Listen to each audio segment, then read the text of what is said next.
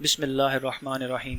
ایک دفعہ ایک انجینئر بلڈنگ کی 10ویں منزل پر کام کر رہا تھا کہ ایک مزدور بلڈنگ کے نیچے اپنے کام میں مصروف تھا۔ انجینئر کو مزدور سے ایک کام تھا۔ انجینئر نے بہت زیادہ آوازیں دیں لیکن مزدور نے ایک نہ سنی۔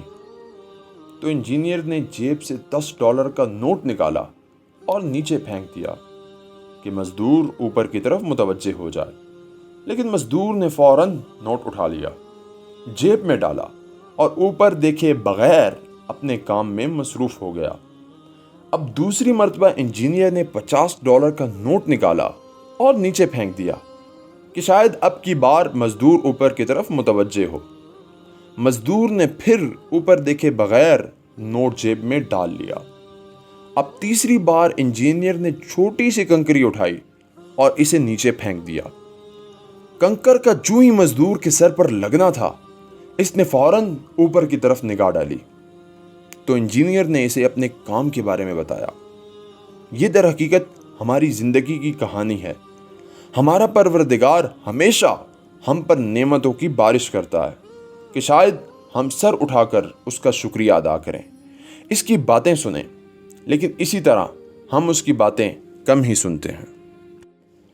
لیکن جو ہی کوئی چھوٹی سی مشکل، پریشانی یا مصیبت ہم پر آتی ہے تو ہم فوراً اس کی ذات کی طرف متوجہ ہو جاتے ہیں، کیونکہ ہمیں صرف مشکلات میں ہی وہ خدا یاد آتا ہے۔ دوستو، اپنے رب کی باتیں سننے کی کوشش کریں۔ خدا کی بات سننے کے لیے سر پر پتھر لگنے کی ضرورت نہیں ہونی چاہیے، لیکن یاد رکھیے کہ یہ شعور خدا کا کلام پڑھے بغیر نہیں آئے گا۔ آپ کتنے ہی بڑے اسکول یا کالج میں پڑھ لیں، لیکن انسان بننے کے لیے قرآن مجید پڑھنا ہی پڑے گا۔ آپ روزانہ نیوز پیپر پڑھتے اور ٹی وی چینلز دیکھتے ہیں۔ ہمیں ان چیزوں سے حکومت، پولیس، فوج، عدلیہ اور پولیٹیشین کی طاقت کا اندازہ ہوتا ہے، اور اگر ہم قرآن مجید کو ترجمے کے ساتھ سمجھ کر پڑھیں تو ہمیں اللہ تعالیٰ کی طاقت کا اندازہ ہوتا ہے اور پتہ چلتا ہے کہ اصل طاقت میرے رب کے پاس ہے۔ اور کبھی کبھار تو میں سوچتا ہوں کہ کتنا آسان کام ہم کتنا مشکل بنا بیٹھے ہیں۔ جو چیز ہماری نجات کا باعث ہو، اس کو چھوڑ کر ہم اس چیز کے پیچھے بھاگ رہے ہیں جو نہ ہمیں دنیا میں سکون دیتی ہے اور نہ ہی ہمیں آخرت میں۔ دوستو، کسی نے ایک اللہ کے ولی سے پوچھا کہ حضور، کھانے، بولنے اور سونے کے آداب کیا ہیں؟ اور یہ واقعہ سنانے کا مقصد آپ کو کچھ بتانا ہے دوستو۔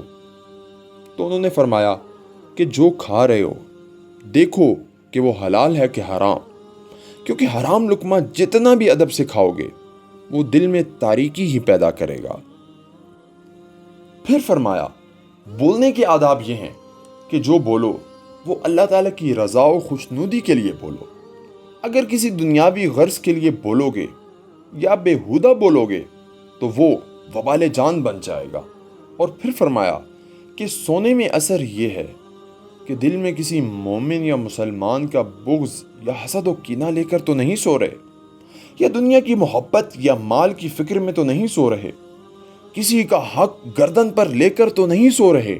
جب یہ پڑھا اور سنا تو سوچا کہ ہمارے کھانے، بولنے اور سونے کے آداب کیا ہیں، اور اگر بات سمجھ آئے تو پھر اپنے دل سے پوچھئے گا۔ پھر کہتا ہوں، مایوس نہیں ہونا، اپنے رب کے راستے پر چلتے رہنا ہے اور کوشش کرتے رہیں، کیونکہ غلطی اسی سے ہوتی ہے جو کوشش کرتا ہے، وگرنہ نکموں کی زندگی تو دوسروں کی غلطیاں نکالنے میں ہی گزر جاتی ہے۔ دوستو، اگر آپ کو یہ کانٹینٹ اچھا لگے تو ہمارے چینل کو ضرور لائک، سبسکرائب اور شیئر کیجیے گا تاکہ ہم ایسی مزید ویڈیوز آپ کے لیے لا سکیں۔ شکریہ اور اللہ حافظ۔